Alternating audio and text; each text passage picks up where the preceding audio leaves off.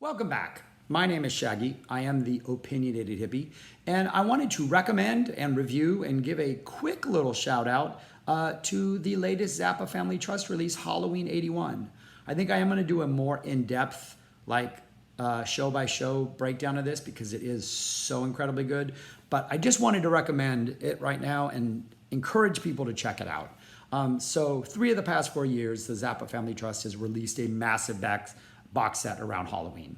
First, they focused on the 77 Halloween shows, which is my second favorite Zappa band. That was Ballou, Mars, Wolf, Bozzy O'Hearn, Zappa, obviously. Just a fun, Ed Mann, I mentioned Man. Just a great band, great set of shows. Then they did the Halloween 73 run last year, which is again another great band. The 73-74 era is my all-time favorite era. So you got the shows from around Halloween 73. And now my third favorite band, the 81-82. You get the Halloween 81 shows. This is Steve Vai on guitar, Tommy Mars on keyboards, Ed Mann on percussion. I think the 3 of them, the sound of them together playing songs like Drowning Witch and Envelopes and Sinister Footwear and all these highly complex What's New in Baltimore, like their melding of those 3 instruments is, I think, one of Frank's greatest just sounding bands. Tunis on bass, Wackerman on drums, playing not an electronic drum kit, so he sounds amazing, and Ray White just killing it on vocals, and Frank playing some of the meanest, nastiest, ugliest guitar he's ever played. His guitar playing style on this tour is kind of like he took everything he learned from Adrian Ballou, like how to make noise and make it just sound ugly, and just that ferocity that Vai brings, and he melded those 2 together and turned it into the Zappa version of Ballou and Vai. And his guitar solos are just kind of like the ugliest they would ever be in his career, and I love it. This set is 3 shows. You get the 2 Halloween shows plus the November 1st show. The shows do get, I think, increasingly better. They're all pretty solid. But one, they get better in that the set lists kind of diversify, and the guitar solos, I think, get a little more experimental, a little longer. Frank just really starts to stretch out a little more as the shows go on. The first show is heavy on you. A lot of how you will like this determines on how well you like You Are What You Is material, and to some degree Tinseltown Rebellion material, and some Drowning Rich material. There's a lot of new material on here from the 80, 81, 82 era, but it sounds fun. It sounds great. It's played better than any other band would play this material for the most part. I think there's a lot of definitive versions of songs that this band played. And so the first show is really solid. The second show steps it up to a whole nother level. And then the third show, when Frank brings in songs that hadn't been played in the first 2 and kind of diversifies the set list a little bit, is even by far the best of the 3 shows. You get some Frank talking to the audience stuff. At one point, he tries to set up a couple guys as matchmaker and hook them up with some audience members, but it's kind of neat. It happens in the 3rd show, and at first, when Frank starts talking to the audience, there's the band is just kind of keeping it simple in the background, playing along. And then when they kind of realize this is going to go on for a while, they start diversifying things. And Steve Vai at one point starts playing this really slow version of the Staying Alive melody. He's like, dun, dun, dun, dun, dun, dun, dun, dun. I mean, just really slow in the background. And then later, I want to say, it's maybe in the Whipping Post solo. I think there's a Whipping Post solo in here. But they jam on the Staying Live. Frank revisits that, calls back to that at the end, and they kind of jam on that a little. It's pretty awesome.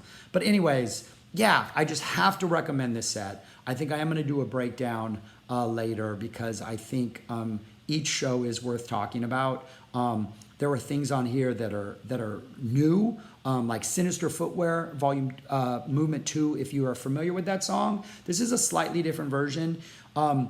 Right before the solo on the Them or Us version, there's this fanfare part where Mars is dun, dun, dun, this building, this royal, here comes the king, fanfare part. And then that cuts and there's this techno do-do-do-do-do-do-do-do-do-do-do before the dun-dun guitar solo section.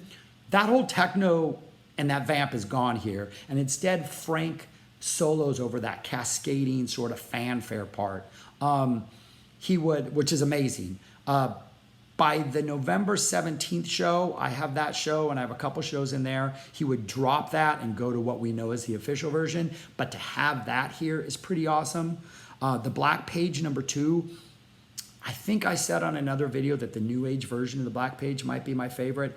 I think this band's version is my favorite, specifically the 81 version, because the solo has the most organic feel of any Black Page solo. I think it really almost, before the band starts playing the song, Frank's off soloing. It just feels like it just naturally flows out of it instead of stopping and starting a vamp. As much as I love the Them or Us vamp, I'm so bad at like notes and stuff. This one just I love the most.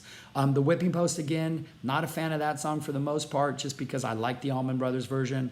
And this almost sounds like a little too covery, cliche-y.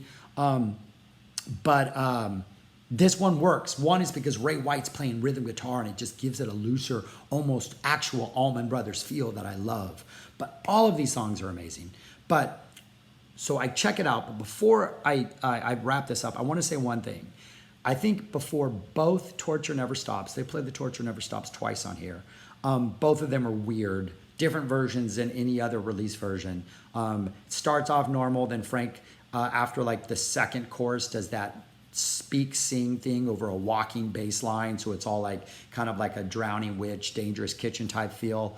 That gets really weird before he goes off into the solo and then resumes in normal fashion. But there is that neat little weird interlude in there that's different than any other version. But I do want to say that before each Torture Never Stops, Frank says that this is a Halloween traditional number.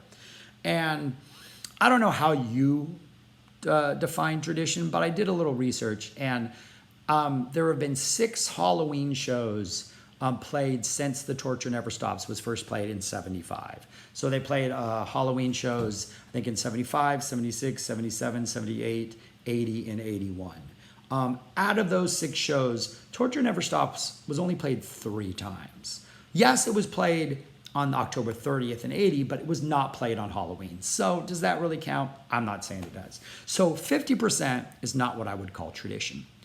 Other songs that have been played 3 or more times on Halloween were Cosmic Debris, Illinois Enema Bandit, Trying to Grow a Chin, and City of Tiny Lights. Are those also traditional numbers? I don't know. But one of them clearly stands out as being played far more than any other song, a total of 6 times on Halloween, including in 81, and that is Black Napkins.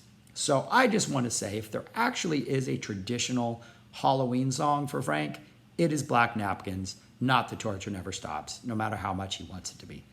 One more thing. There are other, like I just mentioned, other Halloween shows out there. Some of them I'm assuming they're going to release all of them anyways, just because I'm not sure all of them need to be released. The 84 shows, I have those on tape, and they are not that good. Actually kind of boring. So I'm interested to see if they release those and if they sound better on much better sound quality. My tapes are audience and not that good, but enough to like, the solos are, there's an apostrophe, and I think the solo is like 20 seconds long. It's just like, I don't know. It's rough. There's the 80 shows are pretty good. I am a fan of the Fall 80 band, so I wouldn't mind seeing those. There's 74 shows. I always want 74 shows to be released. But the big of them all, the one that they have to release, which I did an entire web page based on these shows. I'll put the link in the description, and it's also right there right now. The 78 shows, those are phenomenal, just amazing. He's released material from those already. You Can't Do That on Stage Volume 6 has some of that stuff, but these are just the greatest shows Frank may have ever done. The Halloween 78 shows. So anyways, hopefully we'll get those. But anyways, that's my plea to the Zappa Family Trust. But anyways, check these out. Shows are amazing. The band is amazing. The sound is impeccable. I highly recommend it. Support the Zappa Family Trust. What they are doing with Frank's vault is everything a fan could ask for. So let's support them. Let's tell them how much we love them. All right, peace, y'all. Take care.